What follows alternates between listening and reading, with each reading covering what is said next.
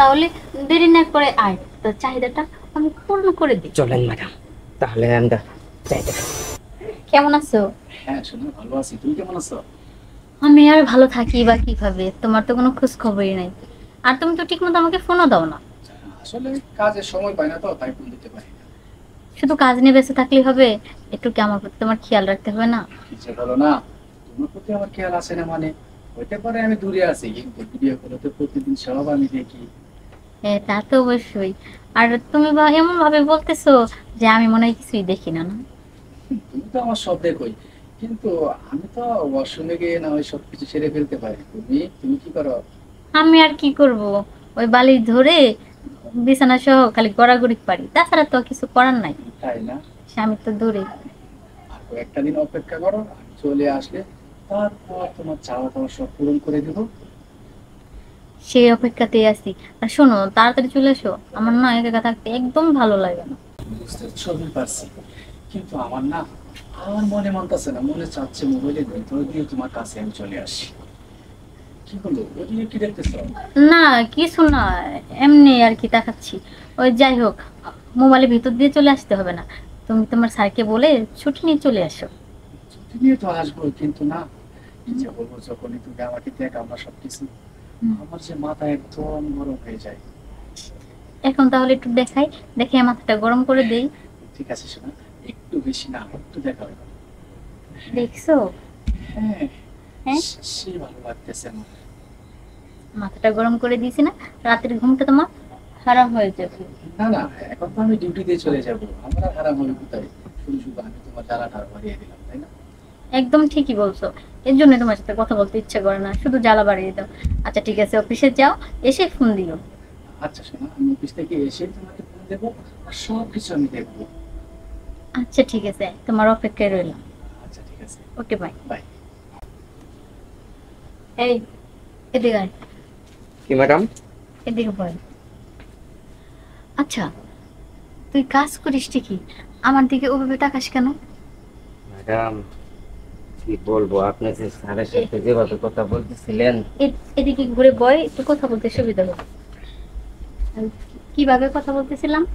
আপনি স্যারের সাথে যেভাবে কথা বলতেছিলেন, আমার তো ম্যাডাম কন্ট্রোল হইতেছিল না, তাই আর কি আমি আপনাকে দেখতেছিলাম।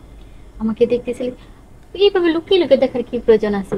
তুই যেহেতু আমাকে দেখতেছিলি, সুন্দরভাবে তাকে দেখতে পারিস যে ম্যাডাম, আমার না আপনাকে অনেক দেখতে ইচ্ছে করছে, বা আমি আপনাকে দেখলে নিজেকে কন্ট্রোল করতে পারি না, সরাসরি বলবি। এই লুকায় লুকায় আর কতদিন দেখবি? সেই যে আমাদের বাসায় যেদিন থেকে আসছিস তুই, সেদিন থেকে তো তুই আমাকে ফলো করিস। আবার আমি কোথায় যাই, কি করি, আমার কাপড় কোনে এলোমেলো হলো কিনা, তুই এইভাবে তাকিয়ে থাকিস। আমি কিন্তু সবকিছু দেখি, অনেক কিছু বুঝি, কিন্তু বলি না। আমি চাই যে তুই সব সময়, মানে তুই আমাকে মানে তোর মুখের থেকে বলবি, কিন্তু তুই তো তা বলিস না।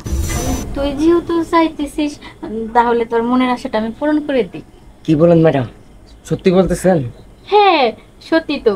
দেখ, স্বপ্নটা এটা সত্যি। ম্যাডাম, আমি আপনাকে অনেক আগে থেকে ভালোবাসি। আমিও চাইতেছিলাম ম্যাডাম, যাতে আপনার সাথে আমিও কিছু করতে পারি। ইস, আগে বলতি, আর এতদিন সময় নেওয়া তো কোনো প্রয়োজনই ছিল না। তুই বললি তো আমি রাজি হয়ে যেতাম। আর তোরে আমার অনেকটা ভালো লাগে। সত্যি বলতেছেন ম্যাডাম? হ্যাঁ, আমাকে আপনার ভালো লাগে? অবশ্যই ভালো লাগে। আর ভালো লাগে এমনিতেই তো আমি তোর একটু নজরে নজরে রাখি। তাহলে দেরি না করে আয়, তোর চাহিদাটা আমি পূর্ণ করে দিই। চলেন ম্যাডাম, তাহলে আমরা চাইতে। চাহিদা না? হ্যাঁ, এখন দাঁড়া, এদিকে আয়। তুই কি ভাবছিস? হ্যাঁ, তোর মতো সামান্য একটা কাজের লোকের সাথে আমি বেড শেয়ার করবো? হ্যাঁ, তুই ভাবলে কি পাবি? আমি অনেকদিন যাবত তোর আমি দেখতেছি যে যেদিন তুই আমাদের বাসায় আসছিস, সেদিন থেকে তুই আমাকে ফলো করিস। আমি কি করি না করি সব কিছু তুই আমাকে দেখিস। আর আমি প্রথমে তোকে সন্দেহ করছি যে তোর চরিত্র কখনো ভালো হবে না। তুই অনেকটা চরিত্র খারাপ, তোর তোর নজর ভালো না। আর তুই আমাদের বাসায় থাকার মতো তোর কোনো যোগ্যতাই নাই। শোন, যেখানে নুন খাবি না, তাদের গুণ গাওয়ার চেষ্টা করবি। আর আমাদের বাড়ি কাজ করিস, সেই টাকা নিয়ে তোর সংসার চলে। তোর কি একটু বিবেকে বাতলো না? যে বাড়ির টাকা নিয়ে আমার সংসার চলে, আমার মা বাবা ভাই বোন আত্মীয় স্বজন সবাই ভালো থাকে, আমি সেই মানুষটার দিকে এইভাবে কিভাবে তাকাই? তোর যখন যেটা প্রয়োজন হয়, আমি দারোয়ানকে বলে সব কিছু তোকে দিয়ে দিই। তোর যদি তোর বেতন তোর ছিল কত টাকা, তার থেকে তোর বেতন আমি আরো 1000 টাকা বেশি বাড়িয়ে দিছি। আমি চাই যে তুই অসহায় মানুষ, তুই একটু ভালো থাক, ভালো চলিস। তো না, তোকে আমি ভালো রাখতে চেষ্টা করলে কি হবে? তুই তো ভালো থাকার লোক না, তুই আমার দিকে কোন দৃষ্টিতে তাকাইছিস? আর শোন, তোর না এই বাড়িতে থাকার মতো কোনো যোগ্যতাই নেই, বেরো, এই বের হয়ে যা। ম্যাডাম ম্যাডাম আমার ভুল হয়ে গেছে, আমার মাফ করে দেন ম্যাডাম প্লিজ। ম্যাডাম ম্যাডাম না। ম্যাডাম মাফ করে দেন। শোন, তোর যদি আমি আজকে মাফ করে দেই না, তুই না এই জিনিসটা সাহসটা আবার তো বেড়ে যাবে। কারণ ভাববি যে মাপ চাইলে তো সবাই আমাকে মাফ করে দেয়, কিন্তু তোকে যদি আমি একটা শাস্তি দেই তাহলে তো অনেকটা মনে থাকবে ম্যাডাম, যে আমি আমি ম্যাডাম শাস্তি ম্যাডাম ম্যাডাম পেয়েছি। ম্যাডাম মাফ করে দেন না আমাদের। এই বের হ, না ঘাড়ে ধাক্কা দিয়ে কিন্তু বের করে দিব। যা, মাফ করে দেন না ম্যাডাম। যা। এখন থেকে কাজের লোক নিলে যাচাই বাছাই করে নিতে হবে, কারণ হুটহাট করে কাউকে কাজে নেওয়া যাবে না, আর কাউকে বিশ্বাস করা যাবে না। কারণ সব কাজের লোকই দের চরিত্র এক হয় না। অনেক লোক আছে যে তাদের চরিত্র খারাপ, তারা কুদৃষ্টিতে তাকায়।